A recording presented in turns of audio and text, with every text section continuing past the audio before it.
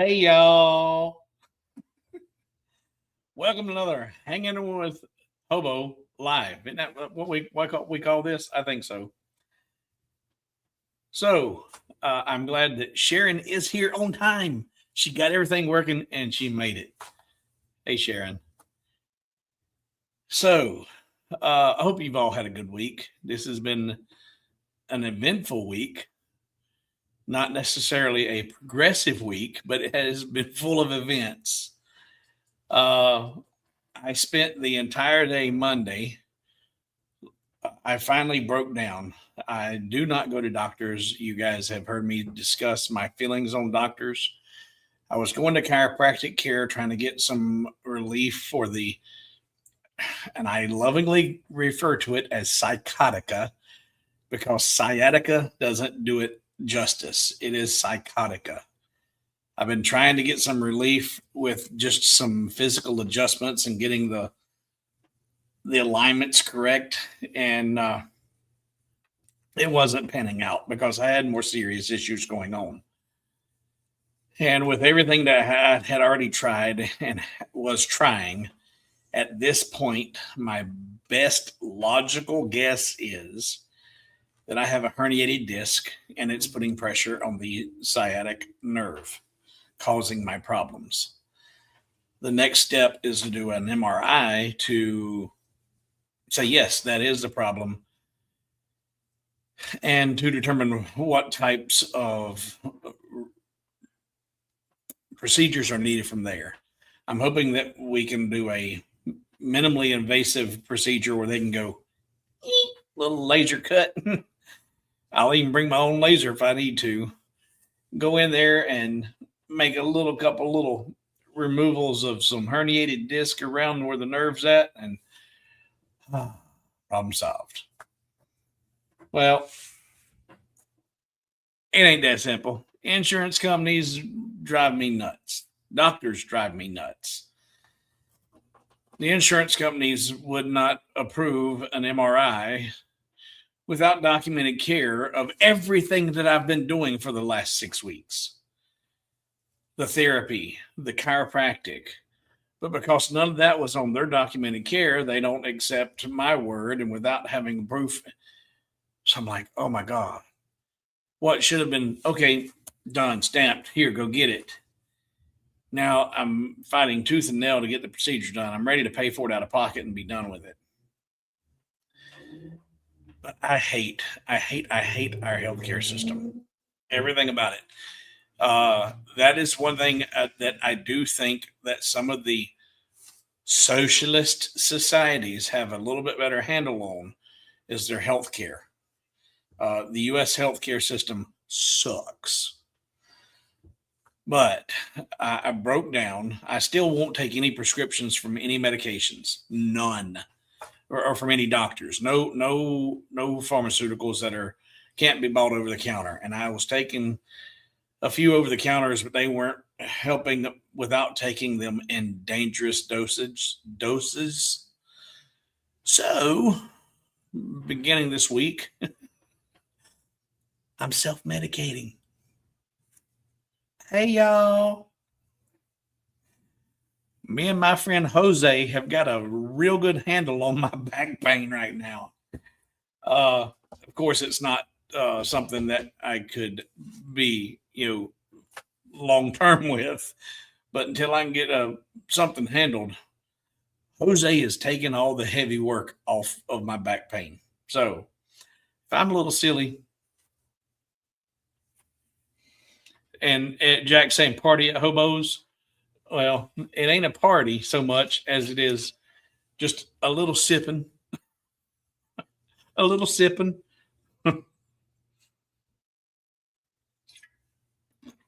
A little sipping goes a long way.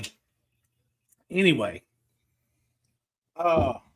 tonight I'm going to reveal the special frame that I designed for Jack in the shop. Jack was the first. Jack was the first one to respond last week with and let me mute my phone here. with a photograph in order for me to demonstrate the photo printer. And because he did, I said, hey, the first person to respond, nope, mute. That's the one I want. I would make a custom frame for. And I did. Now, Jack has seen it, and you're going to see it here soon. But before I do that, I want to, someone kind of joked about, hey, Hobo's done with frames already. Now, there's so many things you can do with LightBurn and make some really, really neat frames and custom designs with the minimal amount of work if you know how to use the tools that are in LightBurn. When you use the tools that are available to you, it becomes so much easier, so much easier. And that brings up a little bit of a moment for me I posted a video this week on how I designed that racetrack. Now, it's nearly an hour-long video. Now, by show of hands, how many people need to have the ability to design a racetrack? All right, go ahead.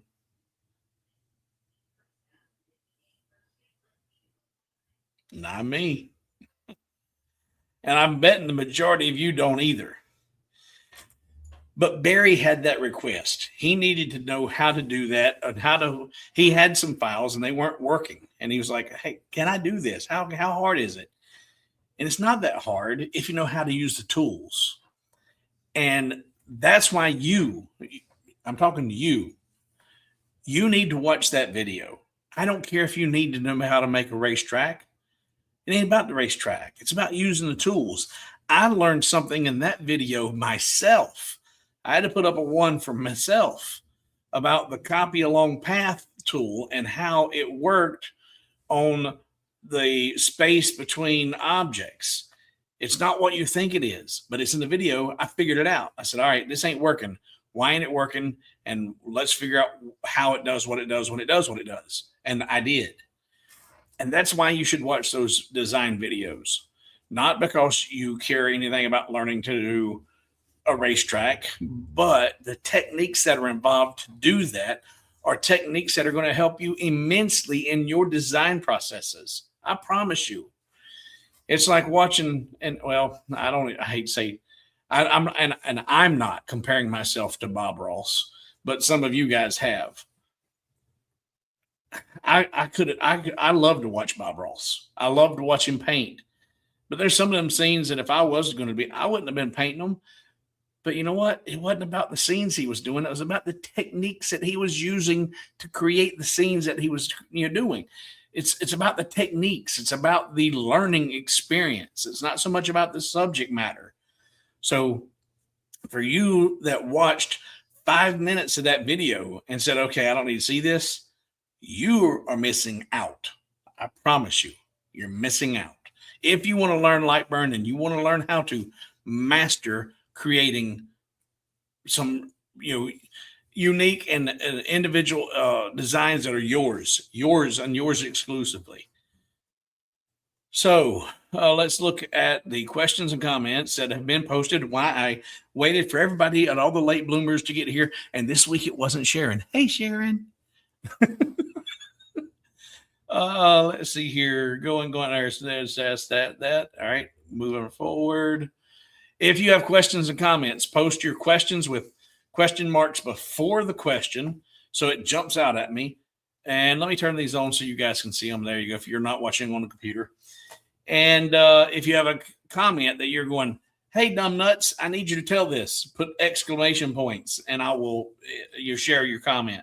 But if I don't see question marks or exclamation points, I'm going to scan right past it really quick as I'm scrolling through and looking for that right there. Well, Craig, I do not want to go down the path you have walked, sir. Not no, but no. With a capital N. And then, Craig is the bionic man with all the different parts and pieces, and he is the walking example. And I'm thankful that you are walking, but he's the walking example of people don't have one back procedure. It's always the first of many. And that's why I say I don't want anything other than a minimally invasive process where they can go in with micro incisions and make the necessary cuts and be done with it. Anything other than that, then I'm going to have to start backing up and punting. I may have to marry Cuervo. I don't know. I mean, it'd be Hobo Cuervo. I don't know. All right. Questions, comments. Yes, Jack. Just a little. Just a little. But this isn't today's consumption. This is what I've had this one for 2 weeks, 3 weeks, maybe. So no, I'm not abusing it, but I did go to our favorite spot tonight prior to going live and had one there. So Kevin said outlet bottles a couple days. No, it's a couple weeks old. Don't expect straight lines.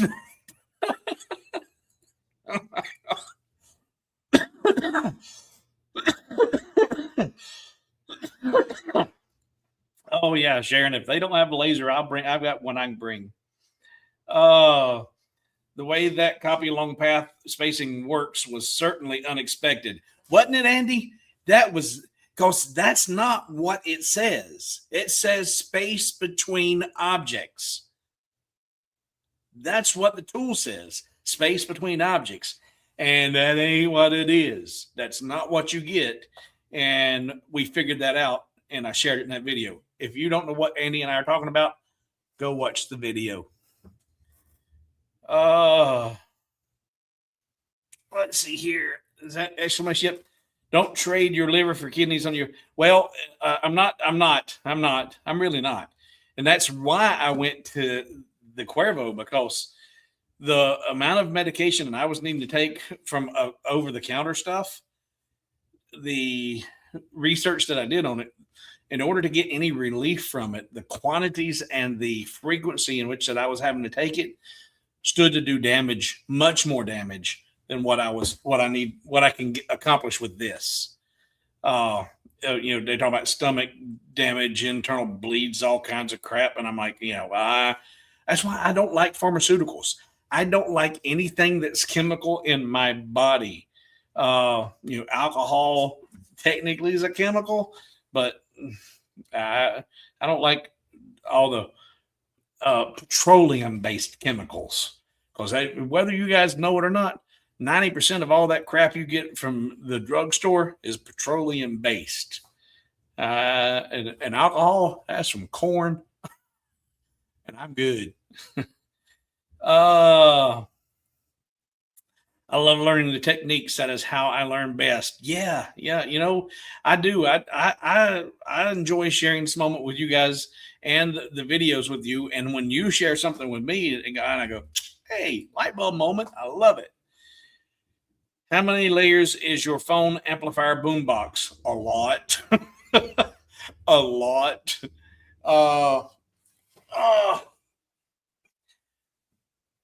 Hold that thought, and I'll grab it.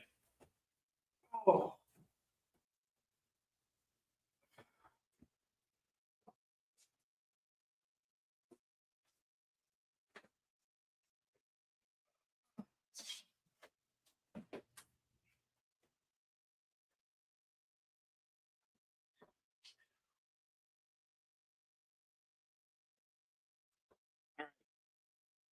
If you're working with a 10-watt laser or a 20 or 30-watt laser, and you're not cutting wood any more than 3 mil, then this particular piece is not counting the back and not counting the fascia, just the spacers is 3, 4, 5, 6, 7, 8, 9, 10, 11, 12, 13, 14, 15. 15 pieces to make that thick. But with the way that I've got the channels done, here and then coming out internally from here to here, it really works. It does a pretty good job. And it's kind of cool, but it's a lot of material. A lot of material.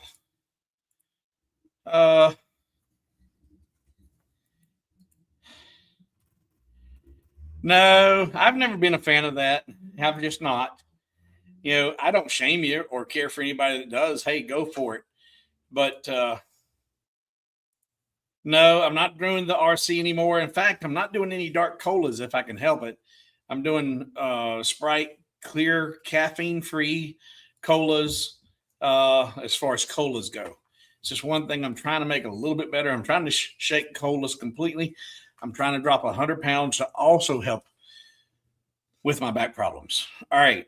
So this week I started a new design, and the new design was based off of Jack in the shop sending me the first photo in the first request for last week when I said, hey, send me a photo. First one that sends a photo, I'm going to make a custom design for you.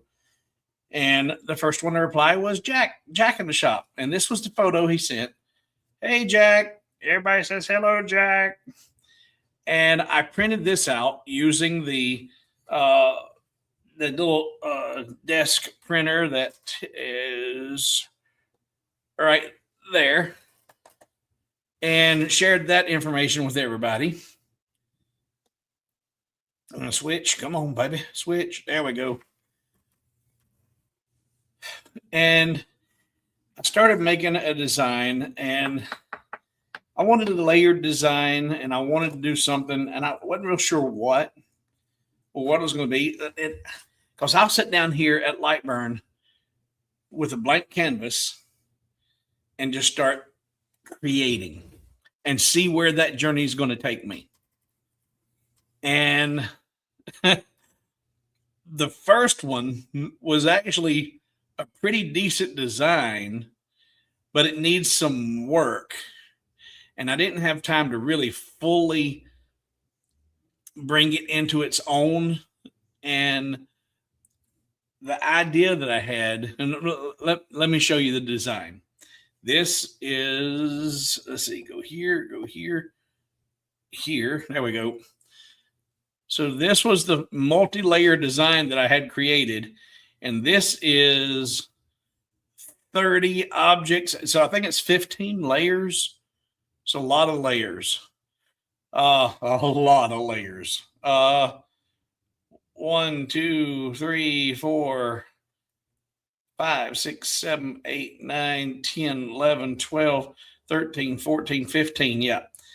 15 layers. Now, the reason they're all in different colors right now is because if they weren't in different colors, LightBurn would not show you all of those layers, because the layers, the way they stack in priority, they would overlap in the way that some of them might completely disappear if you try to do it in 2 layers. And that's actually what I would do with this design. It's 15 layers. And I'm thinking blue and white, alternating all the way down. And it's a swirl. If that was blue, white, blue, white, blue, white, blue, white, all the way down, it's a swirl. So I'm thinking,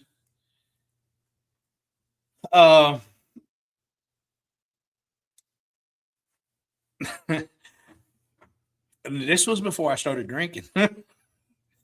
I'm thinking the top needs to be a toilet seat.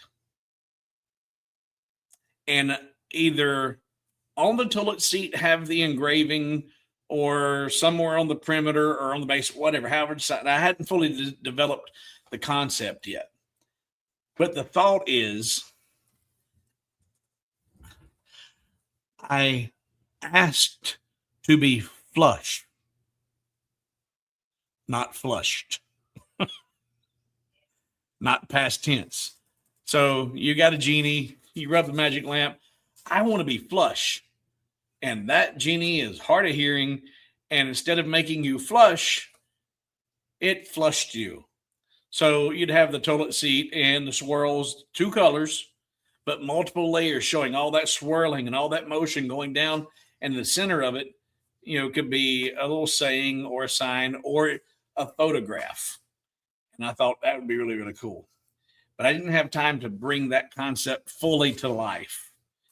So I worked on a different design using the shapes that are in LightBurn because that's what I got to thinking about.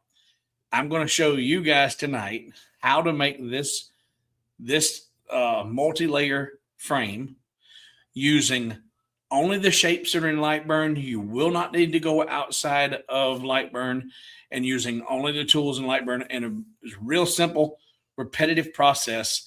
And I looked into the possibility of because you can create macros in LightBurn, and the documentation on the macros for LightBurn is, I got to get close so you can see. It's like that big. It's minuscule. So I don't know that you can create a macro to say, do these following steps: reduce by 10, rotate by 9, and then, because if you could create a macro to do these things, these projects would go like that.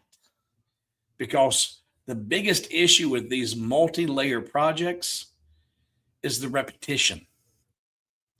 And when you get out of sync, then you can throw the whole design off. So let's see. I see some comments going on here. I switched to Canada Dry at night, no caffeine. Yeah, I didn't have any caffeine withdrawals or miss it at all. I never have drank coffee. Never. I took one sip of one cup, and that's all I ever needed. Done. And cutting out all the caffeine, it's not something that I miss. It's not a problem. Is that? Jack said he did some cheating. So he's saying this is an AI background. So that's not in the shop, Jack. That is actually really cool. If that's an AI background, that's really, really cool. I don't drink alcohol anymore, but to be fair, I don't drink any less either. Okay. All right. Let's see here. I enjoy local corn. Well, I've tried some of that, but that's not something that appeals to me either. I don't drink anything stronger than pop, but my pop drinks anything. Y'all are being silly. I enjoy corn-based, local-made apple. Yeah, now after they make it from the corn, byproduct goes out to the family cows on the farm. Okay, all right. Well, those are some happy cows. Well, David, you're the reason solely, and no one else. We have been waiting for you. We've been talking what's going on, explaining what's been happening, and justifying the occasional swig. But we're just getting started. So you're not late. Well, you are, but you're just in time.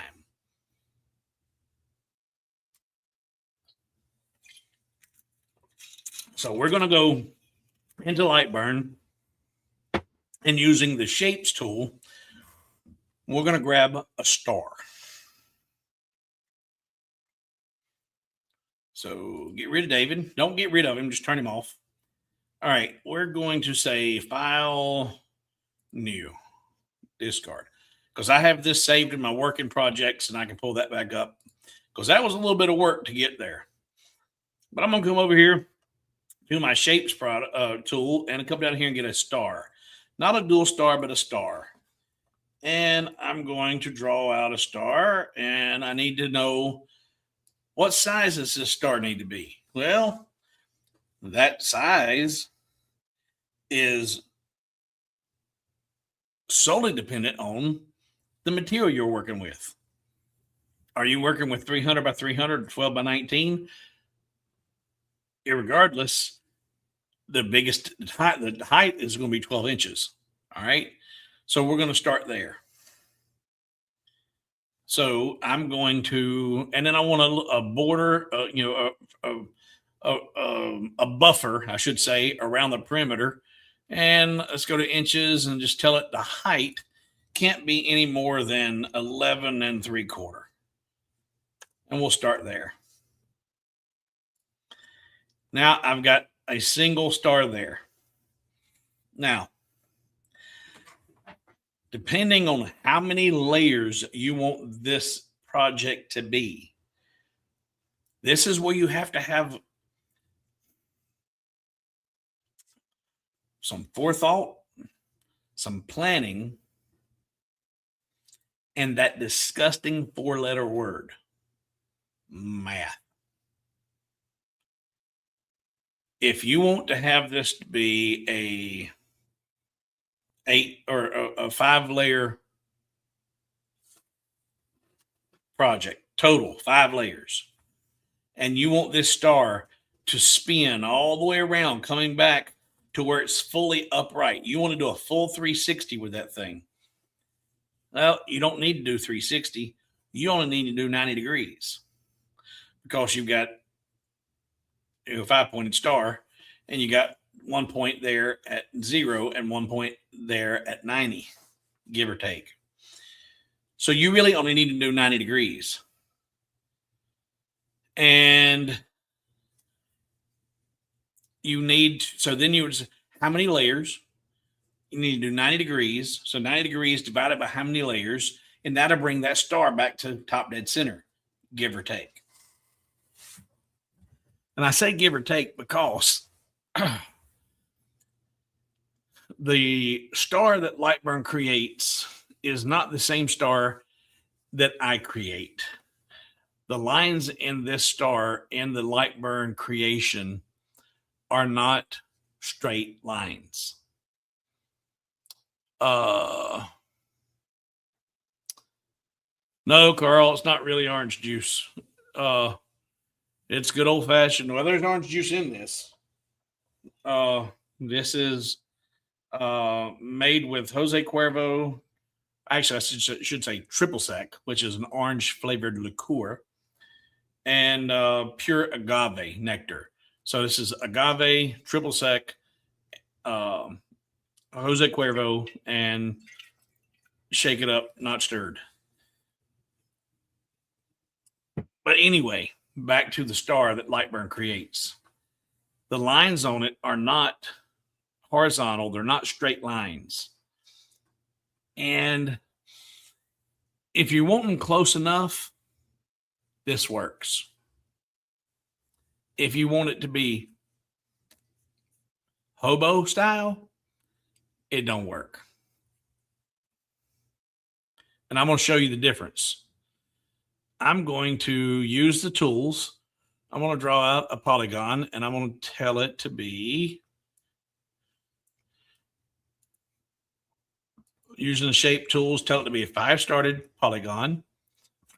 Tell it to be 11.75 tall. And now I'll use my pencil tool to draw a straight line from there, there, there, there, there, and there. Look at there. I was able to do straight lines even after Jose's had his input. I can delete that now, grab that, do a 0 offset, delete the original, and say okay. And now I've got a star that's, I did the width, not the height. Let's grab that, and it needs to be 11.75. There we go. So there's 11 3/4. There's 11 3/4. Now if I take this and bullseye it over this, see the difference? They're not the same. And the design that I ended up creating, I used LightBurn's star, and the final result was close. And you know, close is great in horseshoes and hand grenades. And we're not doing either. We're doing designs with lasers and precise measurements. And for me, close enough is not good enough. So you can use the star that's in the tools in the menu, but I also showed you how to use the menu to create a polygon, tell it to be 5 stars, five corners, 5 sides, draw the star, do a 0 offset, delete the original, and now it is a perfect straight line star. Okay. Now I'm going to delete the one with all the curves in it because, and you can tell the difference. If in fact, I'll select both of these, convert to path, and look at the nodes.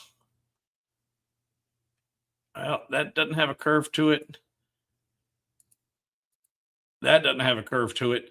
But the problem is whenever we start rotating these, because these are not perfectly straight lines, it starts here, and instead of coming straight across, it goes up at an angle. It does distort your end result. So if you want to do a multi-layered star, I strongly recommend creating your own star and not using the tool that's in LightBurn. So with that said, let's get rid of that one. All right. So now I'm 11 3/4. And what's Craig saying? Is there a way to replace a true star with the one? I don't know. I don't know. Again, I do not get on here and rain on the parade of the developers at LightBurn. God bless each and every one of them, and I'm glad they are there to do what they do when they do what they do. Sometimes the things that they do can really screw things up for the folks that are working with less than ideal equipment, because the problems, they wouldn't release a version of LightBurn that they knew had problems. They've tested it and tried it, and it works, and they don't have a problem with it. Send it out. The problem is they're not recognizing that they're working with the latest, greatest, best of the best of the best when it comes to the desktop or laptop or whatever processor they're using, and not thinking about numbnuts who is getting by with what he has. And the stuff that is getting by won't work with what they're putting out. And so it really handicaps numbnuts as he tries to figure out what to do now, because it ain't working like it used to. So I'm not criticizing. I wished that they, instead of designing and programming for the best of the best, they set a minimum bar. They set a standard. Here's what you need to have for our software to work properly. If you don't have this minimum standard, be it Linux, Windows, Mac, whatever, here are your options. Here are the minimum standards. If you don't have them, then expect gremlins. But they don't even do that. They don't tell you what the absolute minimum is to expect no gremlins. So that's the only thing I would do differently. And Terry says, make one and save it to you. Yeah, I've got mine in my art library. I've got a star in my library, so I don't have to recreate it every single time. All right, so now let's get back to the multi-layered. It's in fact, when I was doing that flushed, I was a little bit taken back to Outer Limits. So Outer Limits does the telescoping, swirling as a show comes on. So let's get back to our star. we have a single star, and we want to do a rotating telescopic multi-layered design using this one image. And what I'm going to do is I want to do, I got to get the selector tool, dummy. There we go. I want to rotate this star until it comes back to having a point at top dead center, rotating it 10 degrees every time. So that's going to give me, I guess, 8 copies plus the bottom would be 9 layers. So how do I do that? Real easy, real simple. First thing I'm going to do is I'm going to say Control D, duplicate it. Then I'm going to rotate it 10 degrees, 10 degrees. And then I need to reduce it. I need to reduce it so that this point is contained within this original star. And I don't know what that's going to be, given here that this was 11 3/4. Because when I did it initially, I don't know if I started with 11 3/4 or not. But that exact measurement you can figure out as you go. But the one thing you can't figure out as you go is you need to know how many layers do you need to be, how much do you want to rotate it, take how much you want to rotate it, divide it by the number of layers you need to be, and that's how many degrees you need to rotate it. In the rotate field, it says rotate, and it has a value you can put in there, and then 2 arrows up and down.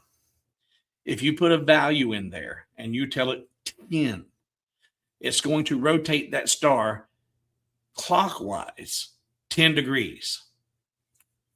If you put a -10 in there, it will rotate that star -10 or counterclockwise 10 degrees. All right. So a positive number rotates clockwise, a negative number rotates counterclockwise. And because I'm doing, I want to have, a complete 90-degree turn, I'll do 10 degrees each turn. I think 8 was going to give me a total of 9. We'll see. But how much do I need to reduce it in order to make it fit? That's where you have a little bit of trial and error. But once you figure it out, it's pretty much the same going forward. So I'm going to select just that one, and I'm going to come up here, and I want to reduce the height by 9%. Not here. I'm sorry. So I'm going to tell it 92%. 92, enter. That's not enough. So Control Z, undo. So I can come up here. Let's try this one, 92%. And I made a little bit more, but not that much. So Control Z, undo.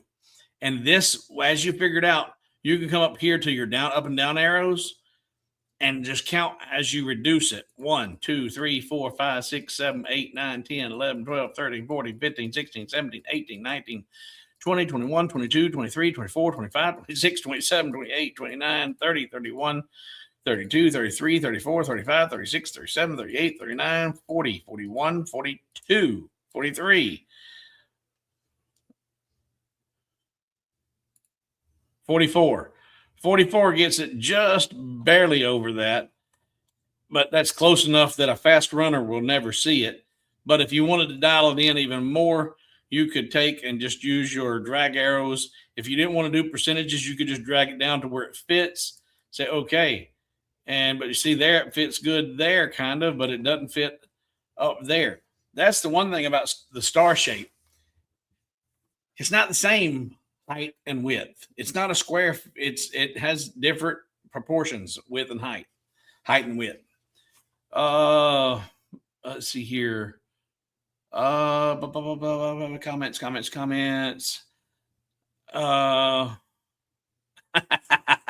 I think if Hobo drinks that bottle, he'll. No, I can't. I took 2 different years of Spanish and can't speak any more than just ordering at a Mexican restaurant. I can do that pretty good, but other than that, no.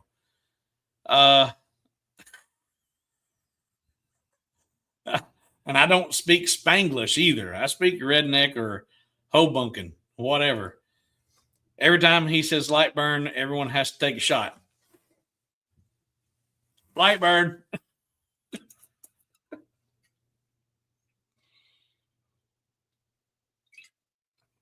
And that's not a shot. All right.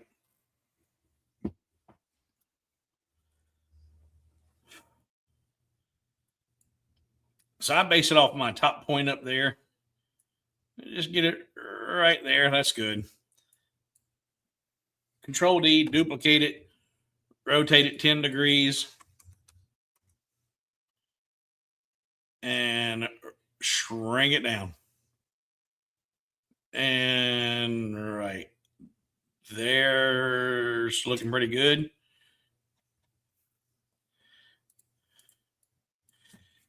Control D, duplicate it, rotate it,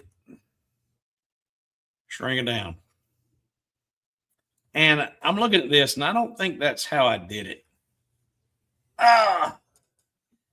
It's not. It's not how I did it. I did not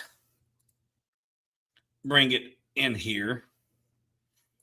So, because as I'm looking at this, I don't like it. So I come in here and said, Control D, duplicate that, rotation by 10 degrees. Now that's a given. That can't change if I want to keep it limited to 8 layers. All right. 10 degrees of rotation. Then I'm going to reduce it. You know what? Let's reduce it 10%. So we're going to say 90% in the width. Done. And duplicate it, rotate it 10 degrees, and reduce it 10%. Control D, duplicate it, rotate it 10 degrees, and reduce it 10%. Control D, duplicate it, rotate it 10 degrees, reduce it by 10%. Control D, duplicate it, rotate it. Do you hear the repetition and how ridiculous it gets? 90 degrees, or 90% rather. Duplicate it, rotate it 10 degrees, and reduce it. Duplicate it, rotate it, and reduce it. Duplicate it, rotate it, and reduce it. Oh, what happened? Control, I went in the wrong place. Right there, 90. There. Now,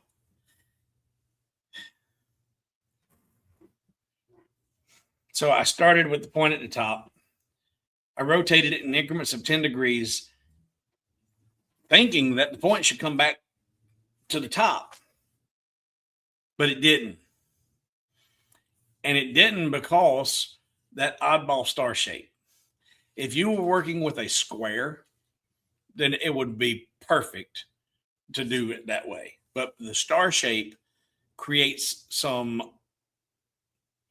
problems with the way, because it's not the same height and width. And so as you're rotating it, it's changing. So let's see here.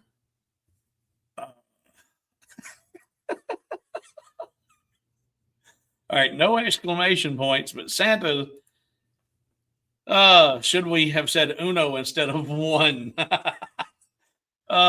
So Santa, are you saying that you learned something? I'm impressed if I taught you something, because Santa is a very, very knowledgeable individual.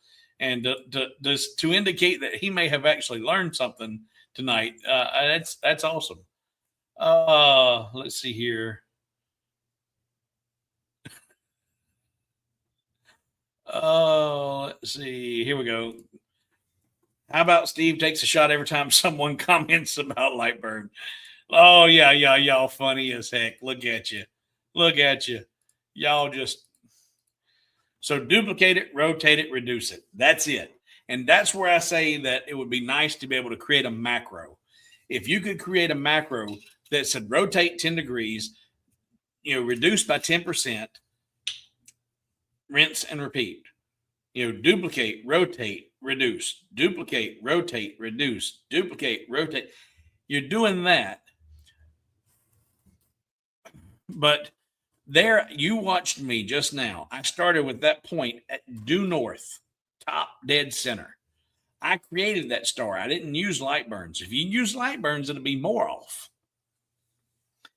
But I used a perfect star, and it still wasn't, even after rotating it 10, 10, 10, 10, 10, 10, and got back around to where it should be pointing straight due north. It's not. It's about 3 to 5 degrees from where it should be. But I'm going to show you how to fix that in a second.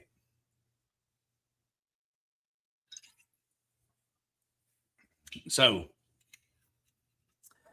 but if you're working with a square, and squares are really cool to create multi-dimensional shapes, you can get all kinds of unique designs using multi-layered squares as you twist them around. But here with this star, because if I grab a toolpath over here, a guideline, and put it right here to the top dead center point star right there, then if that rotated 90 degrees, and we know that it did, then that star or that star should be in the center. And let's see how many couples we got. So this is 0, 10, 20, 30, 40, 50, 60, 70, 80. Actually, you know what? Let's create another one. And see, it's going to be more off. But Control D, duplicate, rotate 10. Yes, that's even more off. So that's not full 90. Oh, you know what?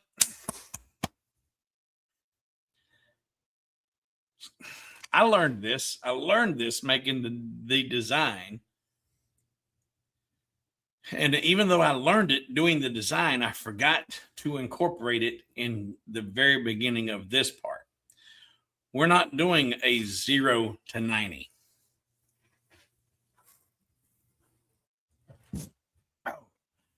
And Sequervo's helping, but it ain't helping a lot. We've got to, what we're doing is we're taking the left tangent of that star at the topmost and bringing that to 90. All right. So now this is going to be, for some of you math nerds out there, you may have already figured it out. But for those that embrace math and like math, it's not my second language at all. And Terry says, would even number point star? No. Here's what makes the difference. And the angle of star. Yes, that's exactly right. So you've got to use your measuring tool to begin with to determine what that angle is of the first tallest star. And then if you want to take that tangent, that piece of that triangle, that star, from whatever angle it is to where then it's now flat and at 90 with the other one pointing straight up, you have to count for that. I'm sorry. I learned that when I was designing this, and I forgot to tell you that. So if you're just getting here, guess what? We're going to briefly start over. So we're going to grab the guideline and grab all those stars in the middle. I don't want to grab the one on the outside, and we're going to delete it. So if you grab your measuring tool right here and you come over here and you hover over this line, you can see that it's at 108 degrees. Negative 108. All right. We want to come from negative 108 to 90. All right. So that's not 90 degrees. Let's see here. 108 and 90. What's Ed saying? Ed, Ed. Here we go. Try 9 degrees instead of 10. All right. So here we don't have to. We don't have to guess if we do the math. And I knew to do the math, but for some reason, I forgot.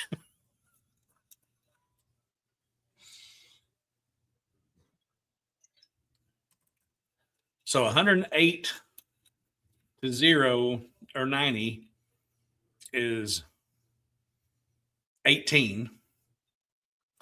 So 18 degrees will get you back to 0 because that's a negative 108. And then we need to do a 18 plus 90. 108 degrees. I didn't catch that the first time. So if we want to do 108 degrees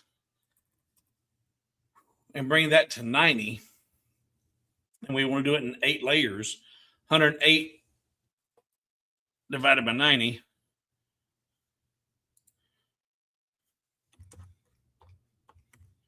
is 12 degrees. Let's see what that does. So duplicate, rotate 12 degrees. Reduce it by 10%. Rotate, or see, duplicate it, Control D, rotate it 10 degrees, and reduce it by 12 degrees, or no, by 90%. Duh. Did I do that 10 or 12 just then? See, this is where you got to pay attention, because this is where you can mess up your design.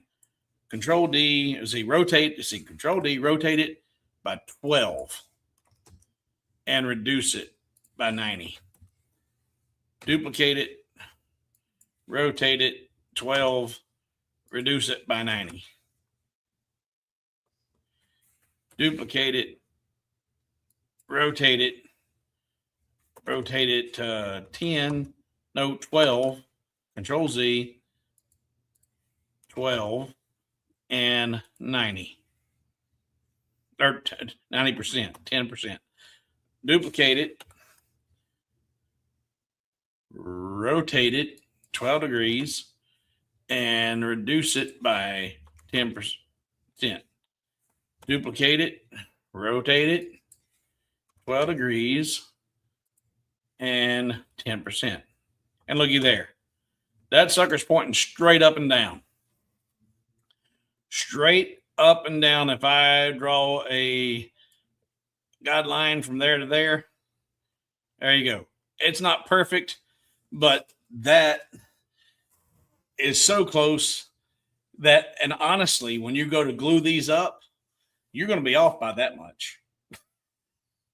I don't care how sober you are. When you go to glue up 8 layers, you'll be lucky if you get it that close. That close.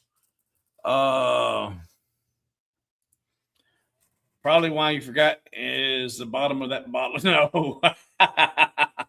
No, Wayne, I promise you, that bottle is weeks old. I promise you.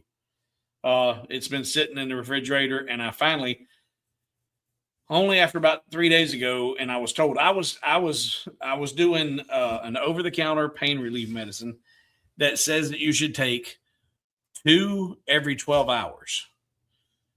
And I was taking 4 in the morning when I woke up and before I went to bed. And sometimes I'd wake up in the night and take 4 more. So and it was just over-the-counter medication. And I've always heard, and I know that this may or may not be true, I've always heard that if you take double the over-the-counter medication recommendations, it's kind of the equivalent of taking prescription meds. So I've never been afraid of doubling up, but never in it over going more than double. And that's what I was doing. I was doing double the dosage and sometimes more frequent. Because if I let those meds get out of my system, Oh man, the pain was just mind-boggling. This episode brought to you by Cuervo and no, not Tylenol. I ain't gonna tell you the name of the medicine I'm taking, but it ain't Tylenol. But it is an over-the-counter medicine. But yeah, it's an NSAID, not Tylenol. I wish LightBurn had a button like the duplicate button. Yes, that's what's it. A duplicate button, or the ability to create a. Actually, you know what? A duplicate button would be even simpler. If you could say duplicate last 5 moves and just say click, click, click, click, click, and it just keeps duplicating the last 5 moves. That'd be so quick, so cool. Because with a macro, you have to go in and create the macro. Tell it, I want it to do A, B, C, and D. Set it up, and then you've got a macro button you can go and hit. But if you can say duplicate last 5, moves, Jer, that right there is anybody? I hadn't seen our Aussie. Is our Aussie here tonight? I'm looking. He might be in that other stream. I don't know if there's another stream tonight. I'm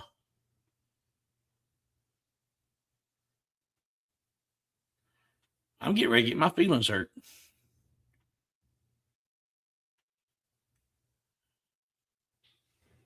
Yeah, I don't see our Aussie in here. Yeah, no, he's not. I didn't think so, Kevin. Yeah, I didn't think he's. Yeah, I hadn't seen him either. I hope he's doing okay. Number one, I hope he's okay. But if he's just cheating on us with another stream tonight, well, but anyway, that would be a good suggestion for LightBurn, is to create a button that just says duplicate, and it's you click on it and say duplicate what? Last 5 moves, and you hit that and set it up, done. And it's, in a sense, it's creating a macro, but it's for people that have a hard time understanding or even know that what macros are or exist. That's what the duplicate button is. You're creating a series of events that you've already done, and you just want to repeat those. And that's what a macro button does. No other stream tonight? Well, okay. All right. Well, then I'm really concerned about him. Hope, Chris, if you're catching this on the replay, I hope you're doing okay, my friend. All right. So let's go back over here and let's get back into what we did. Was we looked at where that line was at, and then where it needed to be to get to 90, and then divided it by the total number of layers to accomplish that rotation. And we got there within a degree or so. And if you wanted to, now, this is why you need to watch the videos, because you don't know when I'm going to throw a tool in there that you ain't seen or you forgot about. But if you wanted to make that last copy perfectly perpendicular to the point on the top of that other one, you want to make it perfect, then all you've got to do is you've drawn in a guideline and you snapped it to that point, and you want this other one to be right there with it. Then all you have to do is, with that selected, hit Control 2. Control 2. Now that you've done that, down here it says select your first point, the center of rotation. I'm going to select the first point being right here. Let's see, is that where I want it? Let's put it right. No, I don't want to rotate there. Yeah, I'll put it right there. That's on the line where they intersect. Then come up here. It says click and drag the second point. I'm going to come up here and just drag it over here to where I got it on the center line. Now, no, that didn't do what I wanted it to do. Control Z.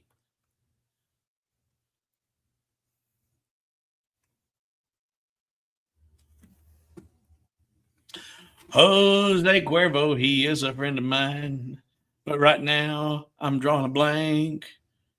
You can use that control two to get that back in there and keep that perfectly centered up.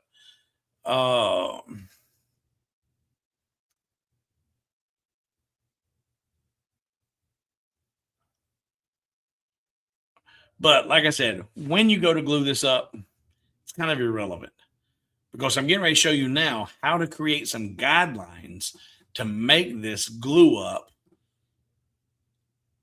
a little bit easier. But even with the guidelines, you're going to run into problems because as you're gluing 8 layers together and if you glue 2 together and you wait 45 minutes for them to dry, okay, and you do the next layer and you wait 45 minutes for it to dry, okay, who's going to do that? I don't do that. I will glue up first layer, add my second layer, third layer, fourth layer, fifth layer, and then try and make sure I got everything right. And then sandwich 2 pieces top and bottom and clamp it all together. And, Bob's your uncle, you got a glued up piece and 45 minutes of drying time. I'm not going to glue 2 separate layers up for something like this at a time. Yeah, that would be ideal. The center of the star would be where it would rotate from, and you pull that point up to the top. I didn't do that whenever I was doing my rotation, and I got a better result than what I just got. And I can't remember what it was. And I'm not going to blame it on Cuervo. I'm going to blame it on the strokes. I don't remember what I did, how I did, what I did, when I did what I did to get the end result, but I didn't go to the center. But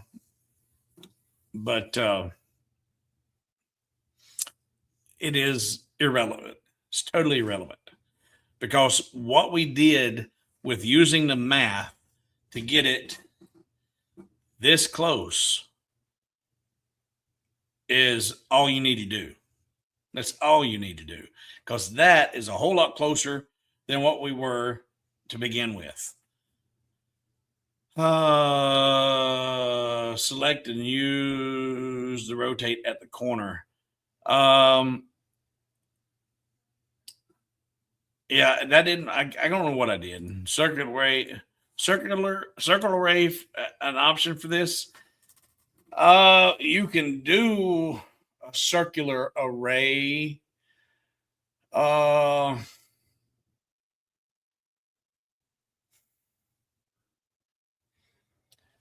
Yahoo! You always have other options. Yahoo! I have not explored that. Real quick, squirrel will kill it quick. But since Craig brought it up, if we took this first star, duplicate that, bring it over here. Now, I'm going to put a circle. It's going to be a little tiny circle. And put it right in the middle of that star. And then select that star and that circle and do a circular array until we want 8 copies. Well, see, now what you got is all that going on. Now that rotates them around, but I can see a couple of issues here. By not being able to control the distance that they're rotating, that final copy is probably not going to come top dead center. But let's look. Say, don't group the results and say, okay, there's our original. Let's grab the first one here and reduce it by 90%. And our next one, it would have to be reduced 20%. Oh, no. See that? It needs to be reduced. Oh, you know what? And here's why. You're going to reduce it 90%, then it gets reduced 90% of that 90%. So reducing it 80%, does that work? I said 20, so it'd be 80. 80. That might work. I don't know. But now, which one's next? I don't know. So can it possibly be done? Yeah, maybe. And maybe you see it a whole lot clearer than I would see it. That's why I'll say always, yeah, there's more than one way to do things. And I will never, ever, ever be the person that says, this is how you do it in LightBurn. Now, there are some things that priorities matter. You have to select A and B to get a certain result. But if you want to create something, there's always another way to create something, and there's never one way that's the absolute right way. I do try to show you the laziest way because I'm lazy. All right. I'm going to try and show you the most efficient way that I have figured out on how to do it. Now is copy, rotate, reduce, copy, rotate, reduce, copy, rotate. That is redundant. It's aggravating, but I have not figured out a simpler way. And if you're not paying attention, you'll screw that up.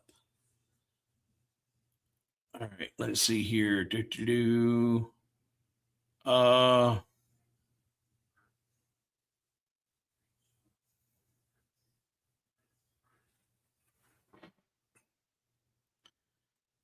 see. Comments. Where I lost where I was at.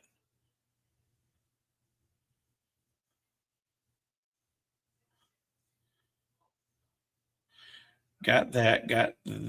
And then save this image to the art library. Well, once you see this final result, I don't know that I will use it for much anything else because we've just about completed the entire image.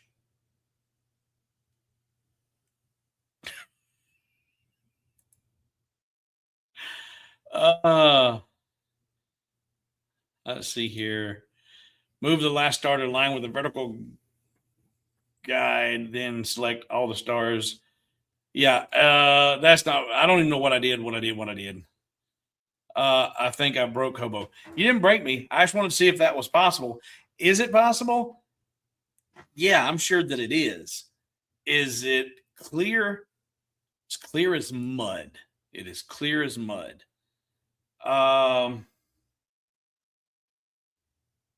Yeah. So that's why I don't like doing math.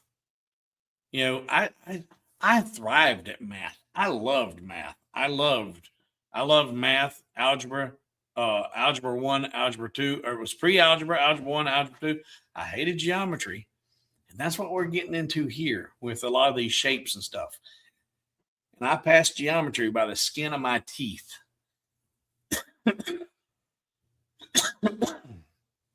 Thank you, Terry, for marking the spot. Thank you. And actually bullseyeing the stars, it don't necessarily help you because stars are not perfectly shaped. They're not square. They're not the same height and width wise. So if you start bullseyeing everything, it can actually throw things out of whack. So be careful of that when you're working with stars. If you're working with squares, not a problem. So let's go back over here, cut that off. Now let's get rid of this cluster. Bye-bye. Let's go back over here. So we've rotated, reduced, duplicated, rotated, reduced, duplicated, rotated, reduced. There he is. There he is. Boys and girls, ladies and gentlemen, boys and girls of all ages, we have been graced by Chris. Chris is in the house. So, Chris, we have been talking about macros and repeat buttons. And I did a little bit of research this week because of what I've demonstrated in this stream of doing repetition. Duplicate, rotate, reduce. Duplicate, rotate, reduce. Duplicate, rotate, 8 times doing that. And I was looking at the online documentation for LightBurn about how macros work. And being as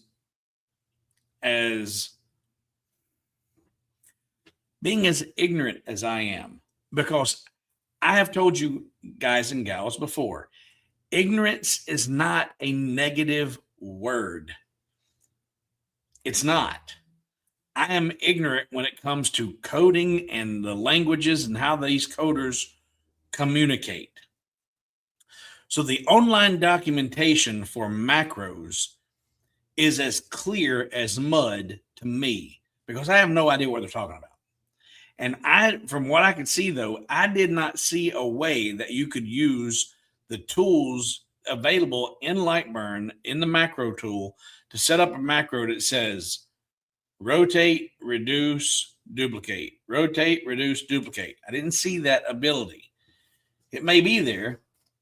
And if it is, then someone who has the ability to read what they're talking about and describing and can communicate it in the language that we speak needs to explain it to us, because right now I have no clue. But someone mentioned that, I think it was in Tinkercad, they had a button that said repeat. And I'm guessing though, you could hit it and it would repeat your last function you did. But what would be nice is if that repeat button had a repeat last 3 movements. So you could hit repeat and it would just do the last 3 things over and over and over and over again. Essentially, that's a macro button from what I understand. But I don't understand how the macro buttons in LightBurn can be useful on multiple steps. And that's what would be really cool in the designs that I'm talking about tonight. Oh boy. Just got home, stuck behind a mining convoy. Yay, baby. Yeah, oh boy, 3 hours, 20 miles took 3 hours. Yay.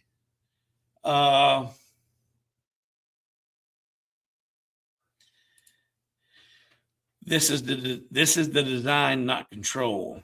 All right. All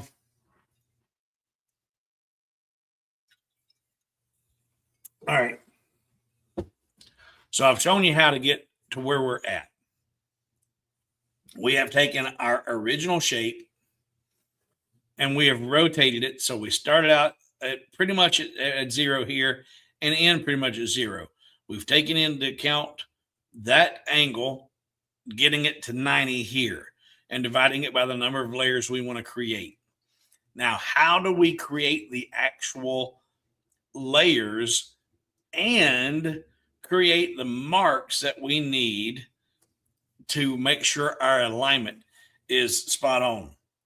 And I'm not one that typically does alignment marks, but for this project, you better need them. You better use them.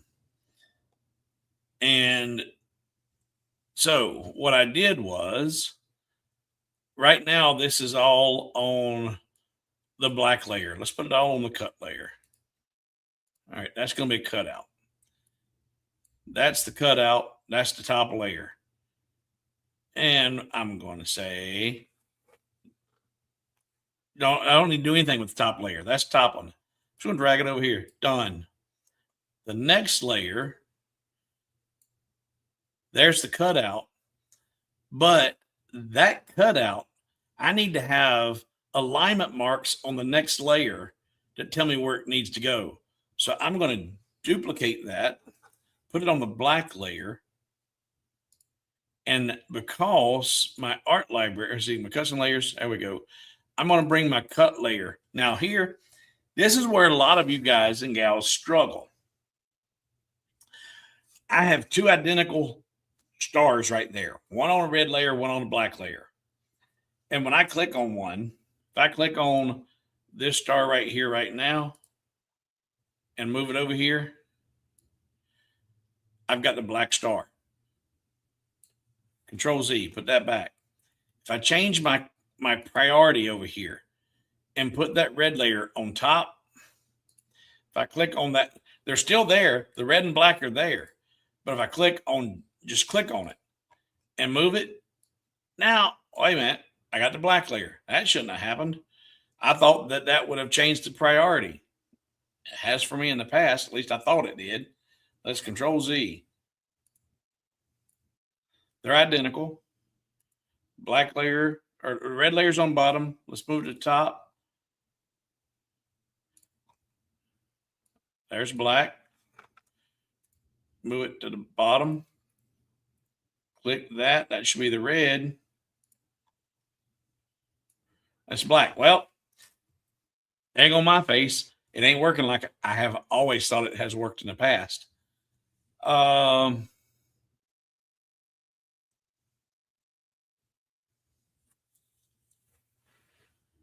right.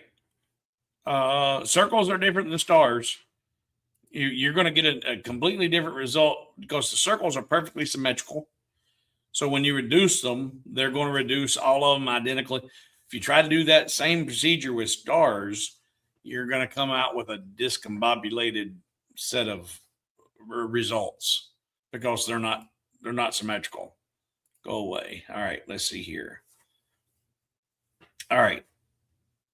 I don't know why that's not doing that now. Control Z, put that back. There we go. All right. So what you need to be able to do here is that actually, you know what? I take that back. We're going to put all that back. There we go. Because you do need to know where that one's going to line up on that top layer. So duplicate it and then select this one, duplicate that one. So now you have both copies duplicated. So you can click on 1 and 2 and bring that over here. And dadgummit, I thought I clicked on both. Come on. Let's click. Did I get it? I didn't duplicate it. Duplicate. There we go. 1 and 2, holding shift, and bring that over here. Come on now. Holding shift should give me both copies. Let's look here. It didn't duplicate. Control D, duplicate. There's 1. Hold shift, select 2, and bring that over here. There we go. I don't know why duplication wasn't working, but it wasn't. So there is my original. And I was right. You don't need anything with that top square. I'll take that away. Come back over here to this one. Now that's duplicated, and I'm going to take this one and duplicate that one. Hold shift and select that. Bring that over here. Now this one needs to be cut out. There's where I need that top. Or there's the top.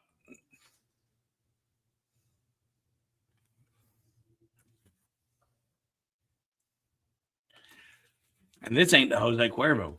This is how these layers can mess with your mind. You get lost. If you're not careful, you got to get in a groove. You don't get distracted with circular arrays, Craig, or anything. You got to get in tunnel vision. And you can't have anybody else walk in the room. What do you want for lunch? What do you want for dinner? You got to be right here, super focused, and get in that. And okay, because it's repetition. It's nothing but repetition.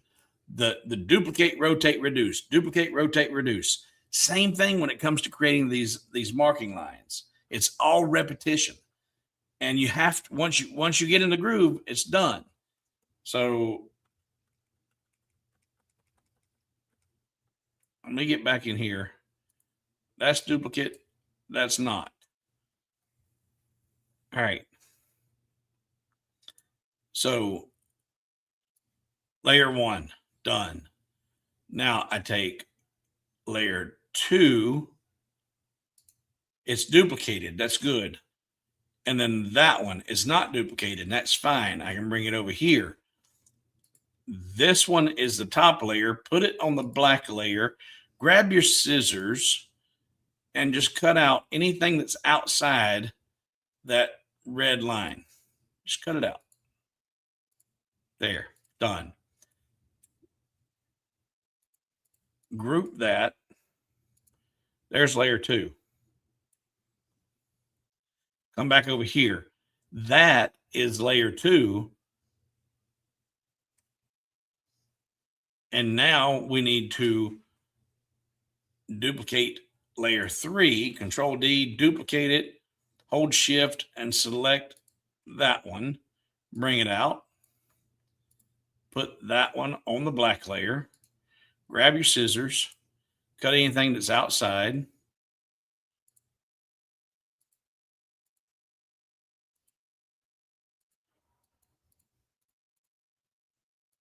Group it.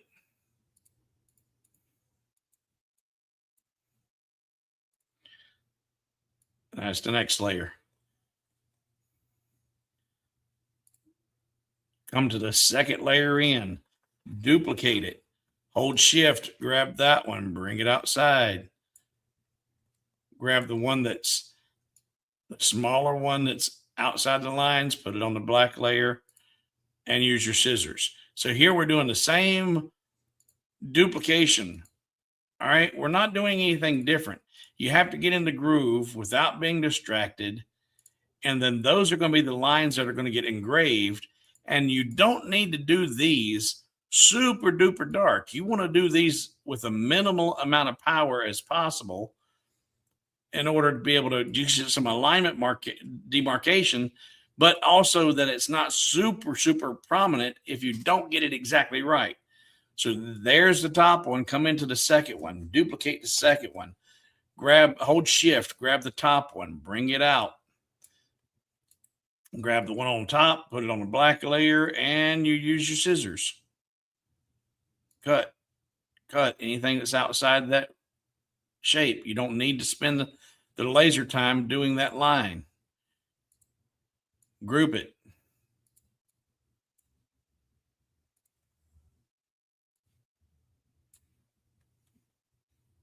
Grab that one. That's fine. Grab this one. Duplicate it.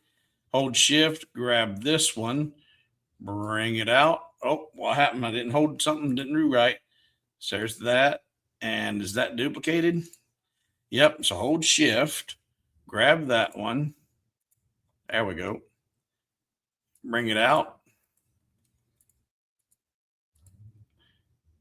And if you need to, you can do that. You can change that black layer while it's inside there so you don't get confused. I'll show you.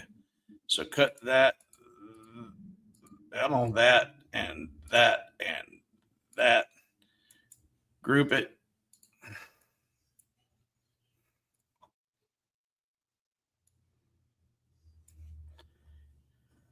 So you can select that one and go ahead and tell it to go on the black layer. And since this is the last one, you can go ahead and just do the cuts.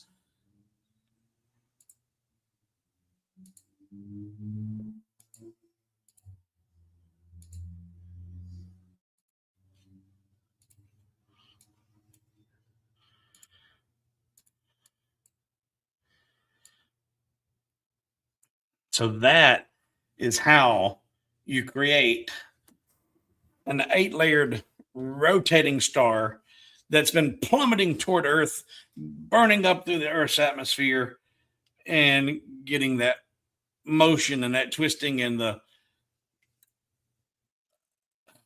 I ended up doing a whole lot more, and we're at an hour 25. We're not going to go into the entire design process here.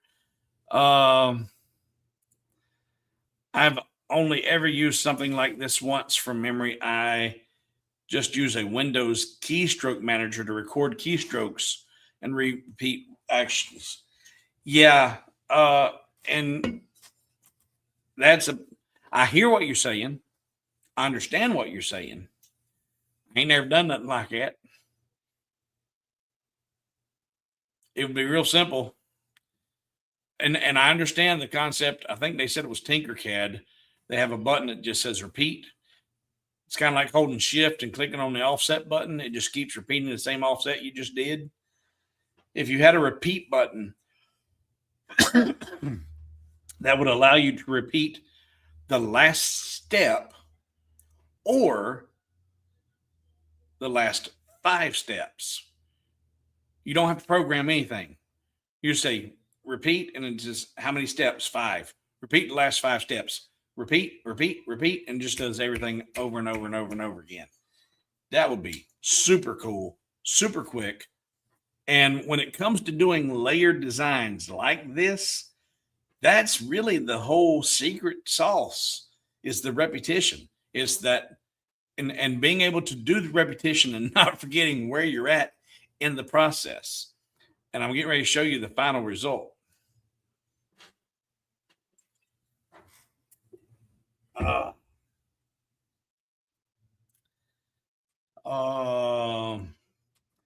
Don't you have to use control to select between the 2 different layers? I don't know. I ain't never had to do that before, but you know what? Let's try that. Let's see here. Just for giggles, what James is saying is, in fact, let's grab this. Let's ungroup it. Let's grab that star, duplicate it, bring it over here. Control D, duplicate it, and put one on the black layer.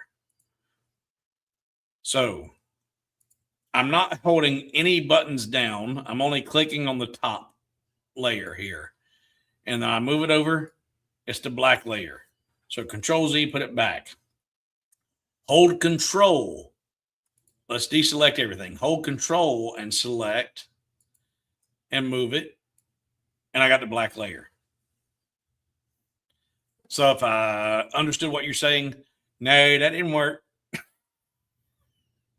I don't know, maybe Alt, maybe. I don't know. But I thought it was about priority. And I do know. Now here. Watch this. This probably blow your mind. Because I know this works. Watch this. Let's put this back, one right on top of the other. Let's change our mode to fill on both layers. And if I come over here and click center and move it, I get the black layer. Control Z. If I move this down in priority and click, I get the red layer. That's what I was talking about. When you change the priority in the cut software, it will change, allow you to pick one color. Whatever color you have lowest in that list is on top of the LightBurn design. If you're in fill mode, it doesn't work in line mode, and that's screwy. It shouldn't be like that. And the reason that I didn't pick up on why it was like that is because when I'm designing, a lot of times I'll be in fill mode, but I'll be in wireframe mode. So here you see it in fill mode, and I go to Alt-Shift-W.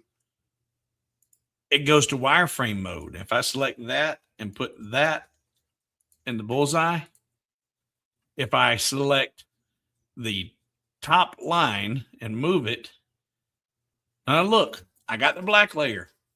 Now I don't recall that being the issue. Control Z, let's change that down and click on the top layer. It's the black layer again. Now I don't remember that being the issue.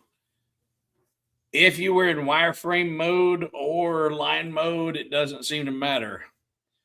Wireframe is being treated as line mode when you're selecting the priority or the layers on top of one another, and the layer priority is irrelevant. If you're in fill mode, when you're in fill mode, the priority dictates everything, not just what goes to the laser, but also on what you're able to select. So that's a little bit screwy. A little bit screwy. Yeah. Maybe change the layers, maybe change the back layers to different colors for everyone to see the final. Yeah. Before that, I'm going to just show you the final design. I'm just going to show you. I love it. I can see the usefulness of the repeat last number of steps. Positioning would make programming it pretty complex. If it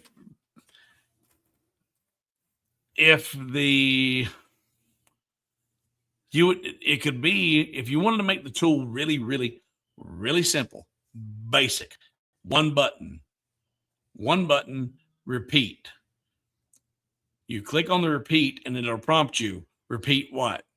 Last step, last 5 steps. And then that becomes what its default is. Then you click repeat and it does the last 5 steps. And it will rotate, or because you're telling, if one of the options was rotate, it's going to rotate from center. Because you didn't tell it otherwise. You just told it rotate, because that's all you can do is you can tell it rotate 10 degrees. And so it's going to rotate from center 10 degrees. The next step, if you needed to relocate it, then that would be another step. But if you kept it really, really simple, rotate how many steps? 5 steps. Boom. Whatever you just did, it's going to rotate them. If you needed to change its position, then that was one of the steps you had to do. But if you didn't, it wouldn't be, and it's irrelevant. Or you make the repeat function a whole nother separate menu like you have for the copy along path, which is as clear as mud because it doesn't do what it says it'll do. And I learned that this week. When you tell copy along path and you want the spacing to be 25 millimeters between copies, that's not what you get. You get something totally different, and you have to figure it out and do what but you could do a separate menu for the repeat function. You want it to repeat X number of moves, and you want to rotate it from this or that, or change its anchor point to bottom right, this or that. You could have a whole separate, but I would keep it simple, stupid. Repeat, last 5 steps, done. Don't go diving into anything else. Repeat, last 2 steps, done. I would keep it simple, stupid. I wouldn't overcomplicate it, because that's where the engineers get really lost in the weeds, is when they try to do too much with stuff. That is screwy for a football bat. I think it's selecting last layer actions by the look of it. I don't think that it's last layer. Let's try that on top of that. And then when I click on that, I know y'all can't see it, but no, it's not that, Chris. Because the last layer is the red layer, and I tell it to bullseye. And then when I click on it, it grabs the black layer. If I grab the black layer and tell it to bullseye and click on it, it grabs the black layer. So it doesn't matter. There, in line mode, it's picking the lowest layer number, regardless what the priority is. But if I put this in back in wire, because it's in fill mode, if I put it in fill mode and display, and I tell this to go there and bullseye it, when I come back and click on it, I get the black layer. Control Z, put it back, change my priority. Red layer's on top, and I click on it. Red layer's what I get. So the priority, when selecting a layer in your design, the priority menu only comes into play if it's in fill mode. So that's a little bit. As Jack said, that's as screwy as a football bat. I think it's no. Okay, got that. Can't you set the anchors. You can, yes, you can set the anchor points and tell it where to rotate from. And 3 buttons, 1 record, 2 stop, 3 play.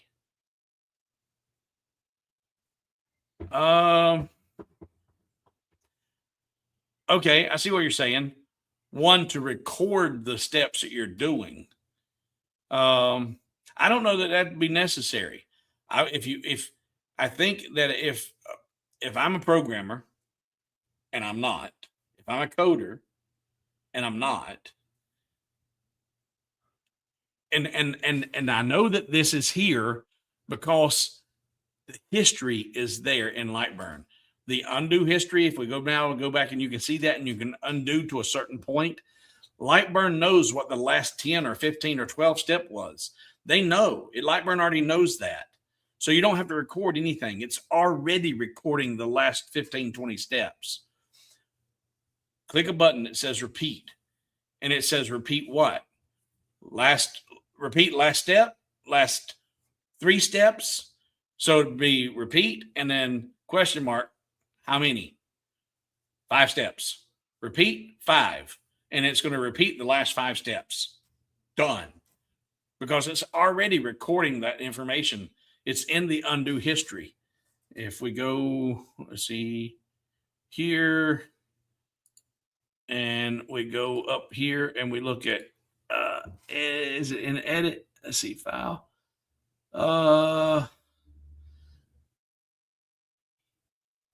Undo. All right. It's not in this. It's not in this.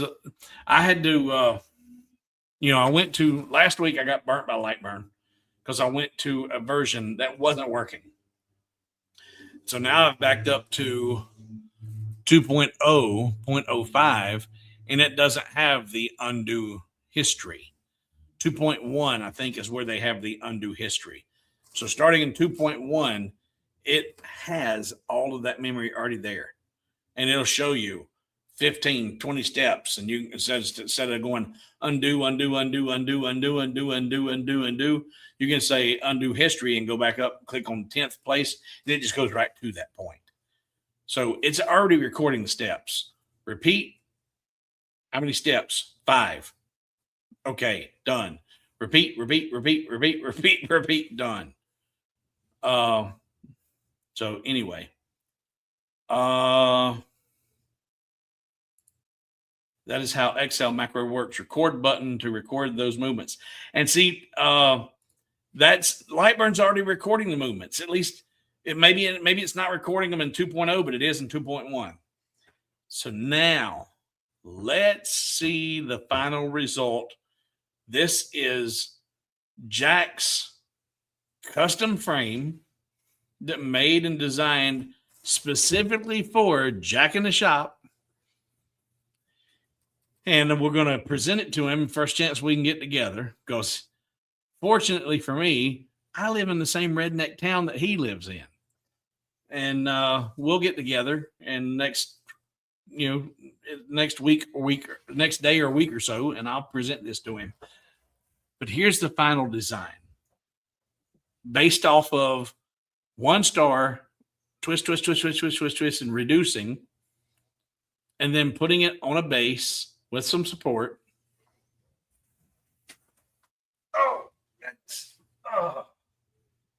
And I need to clarify, this finish on this is intentional. I intentionally did not clean anything. I intentionally did not take any overburn off of anything. I, in fact, pre-focused the laser ever so slightly, taking it out of focus just a little bit, raising the focus, pre-focusing it. By doing the pre-focus, I'm lifting that laser higher than where it should be, making the spot size a little bit bigger. And that creates overburn. It creates a larger spot size needed to cut through the material, and that end result is an excessive amount of charring around the outer perimeter of the cut. So when your cut looks like the wood caught fire, it might be because you didn't have it focused right. But I didn't focus this correctly on purpose because I wanted this star to look like it has been burning through the atmosphere. It's come crashing through. And so it's got a lot of char, a lot of overburn, and I haven't put any kind of sealer or anything on it.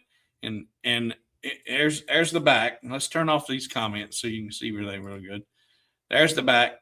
And you'll notice, see, I got one that's a lot taller than this one over here.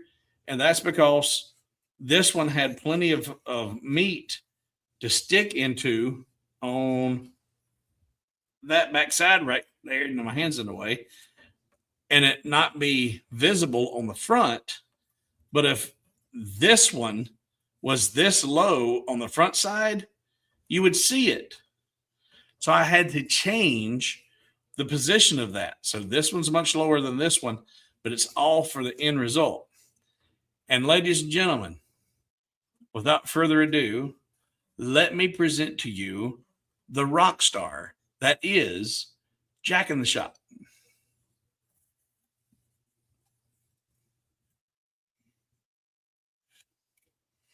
And I put rock star. And I don't know if that works or not, but I did. I put rock star on there. Now that I've seen it, I might would leave it off.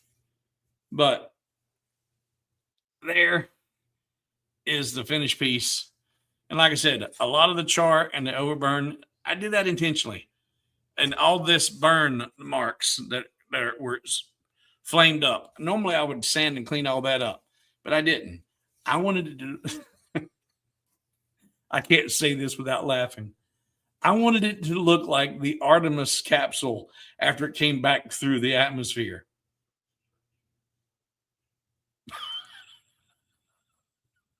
If you believe that, I got a bridge I want to sell you.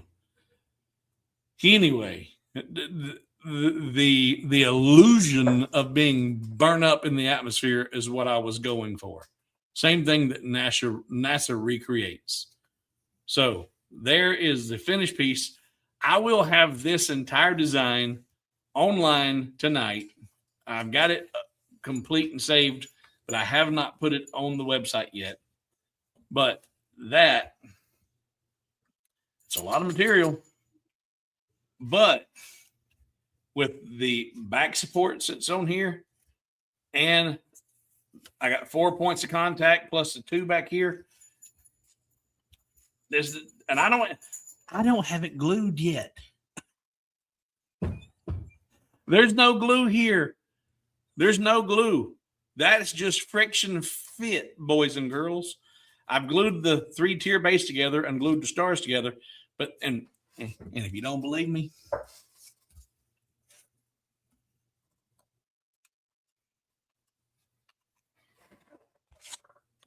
there you go. And there you go.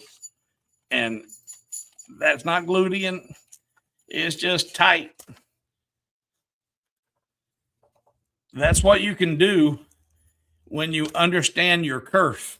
And like I said, ain't nothing broke. It's just that tight of a fit. When you know what your kerf is and you know how to use it, you can make these projects go together super, super tight with no glue whatsoever. Glue's highly recommended, but not necessary. It's just that finishing touch. So let's see here.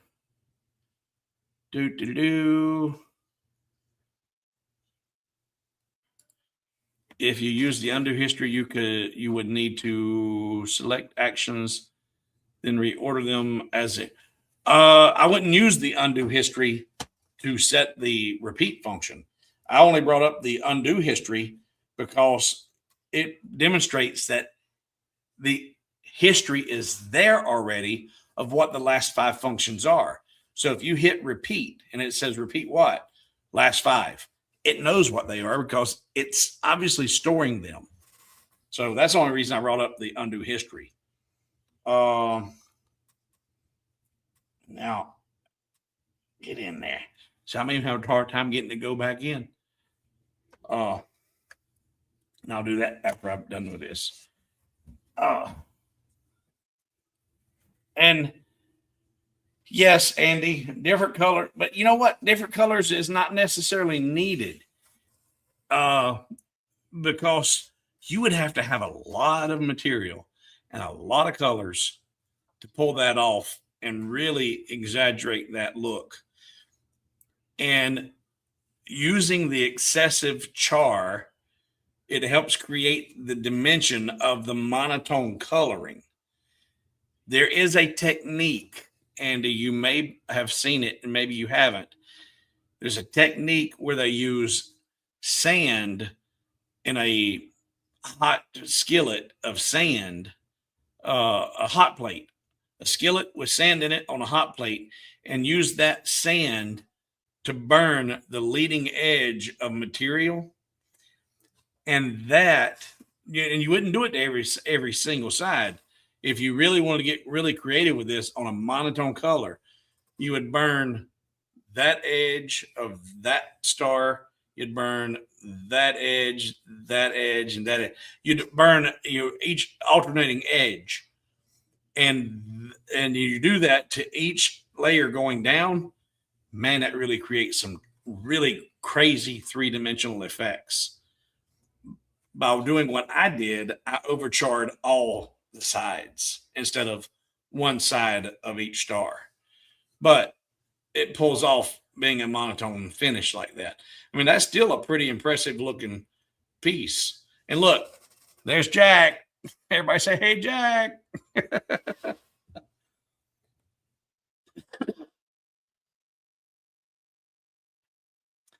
All right, let's see here.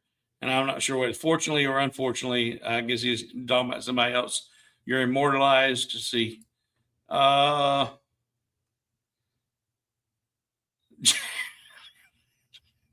Jack, I think Santa wants your number. He wants your number or your email. That would be great. Yes, yeah. Glued the picture in. I did not glue the picture in. What I did was on the back side of this top piece. Let me grab it.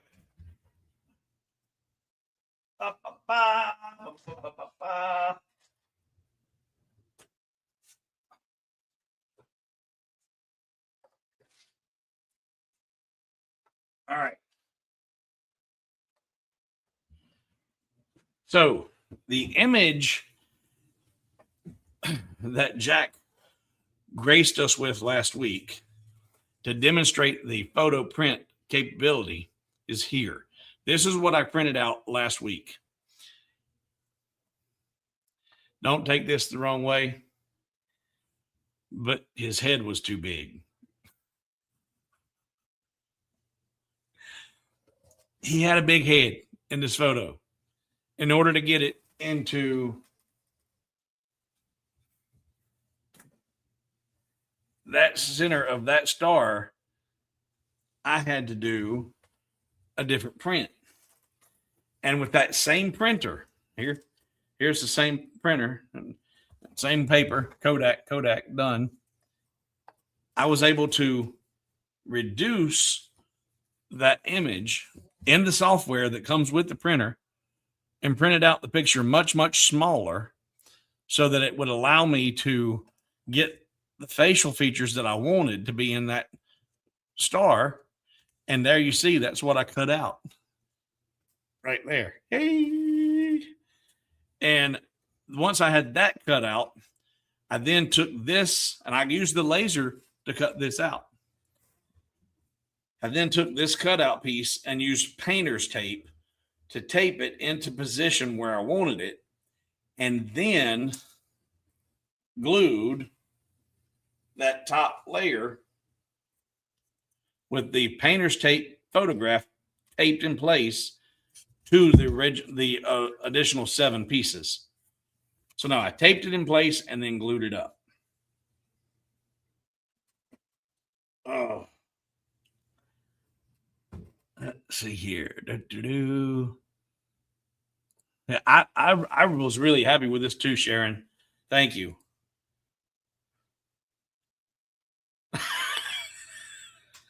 Wow. What? No one's ever told you had a big head before? uh yes, please. And if you're still here now and we're an hour and 50 minutes in, 20 minutes over what we normally shoot for, and you're still here and you haven't hit that like button, shame on you. Hit that like button because obviously you've liked enough to hang around, and I appreciate it. It helps me with the analytics, helps promote the channel and get it out there, lets people know that, hey, there's 60 some odd people that's been watching this thing for an hour plus and a half. You might want to check it out. Oh my goodness. Oh, that's good. All right. So I will get this.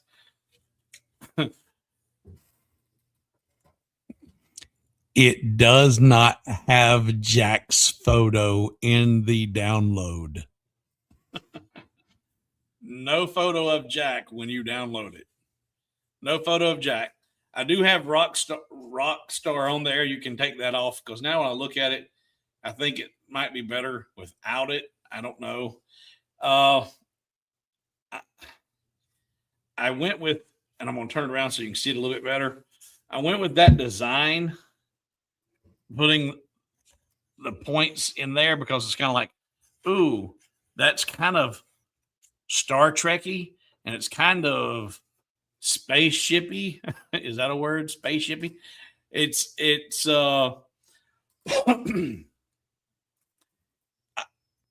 I guess it's probably more Star Trekky than it is spaceshipy or rocket like. But I went with that shape to help hold the star in place. I didn't want to do one shape at the bottom. It needed to have two. And that was the best way I thought aesthetically that putting that support in there worked. And then when I had those, I said, you know what? You might could do a little customization in one or both or all four. And I did with the rock star there because Jack is a rock star. I don't know. Jury's out on that, on whether or not I would. Well, obviously, I'm going to leave it in there because I've got the toolpath there in the design for that assignment of those letters. So if you didn't want Rockstar, you wanted something else in there, you've got a little bit of a toolpath that has the perfect spacing for where those letters need to go. You don't have to figure that. You don't have to figure it out. All right.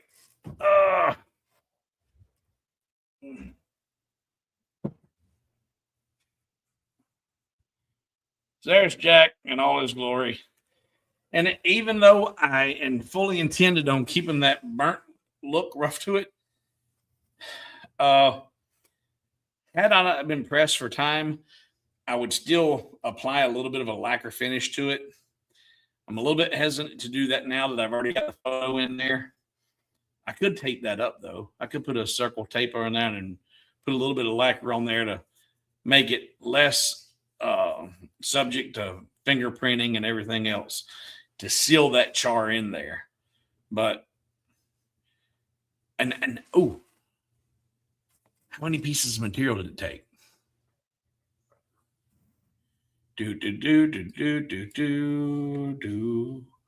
About let's see here. Open 18. No. That was it Rockstar? I think that's what I called it. So I ain't even set it up yet.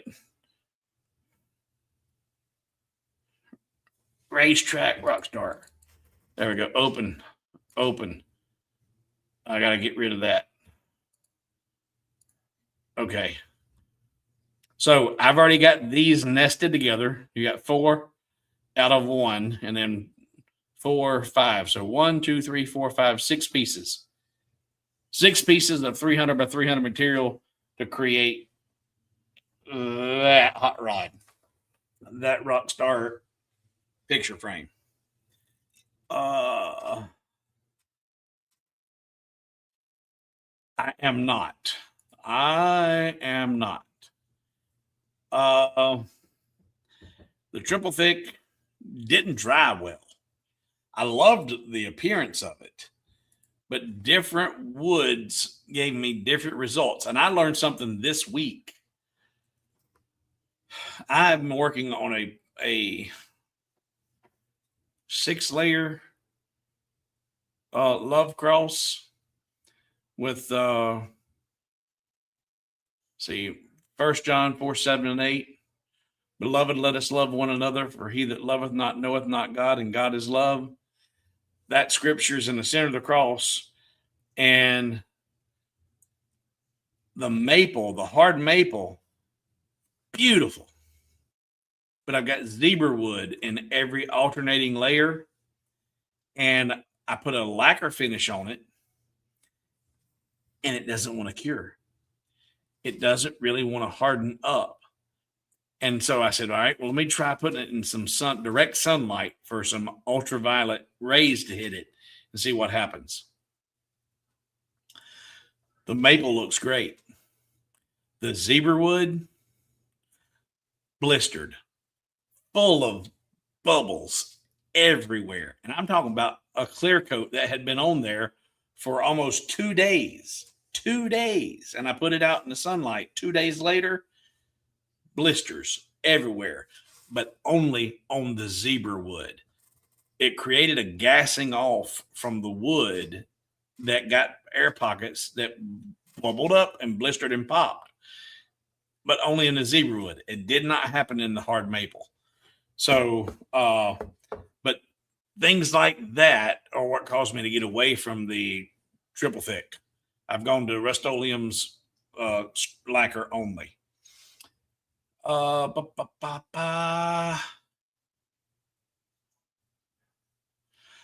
you know what? I don't care. You know, YouTube doesn't demonetize this video for that. You know, if they do, poo-poo on them. But you know what? I don't, these live streams, I honestly don't think that the majority of the people who watch Hobo with Wood watch the lives. I think they watch the weekly stuff, and that's why I'm really been off on my monetization, my revenue, because my weekly output has been down because I've got too much going on. I've got too many things I got to do. And so my weekly videos, the amount of videos are way down, and so my revenue is way down on YouTube. It is by the grace of God and the blessings that my supporters and my members share with me that I'm able to do what I'm doing. So thank every one of you. Because I would bet that everybody who's still watching is a member. Because we started wrapping it up a few minutes ago, and what we did, we've lost 25% of the viewership. So anybody still here is because one, you're a member and you're a supporter, and I appreciate you. Or two, you've watched enough into these to know that, boy, you better not tune out too soon because you might learn another trick before it's over with. But if they demonetize this or because of the mention of Jose, and you know what? Who's to say this isn't country time lemonade in a bottle? But you know what? I don't care. I really don't care. Not at this point. I don't care. Use the circle cutout in the photo project. Yeah, that'll work too. All right. Well, Sharon, if you're already gone, God bless you. Have a good night. Be safe this week. Tomorrow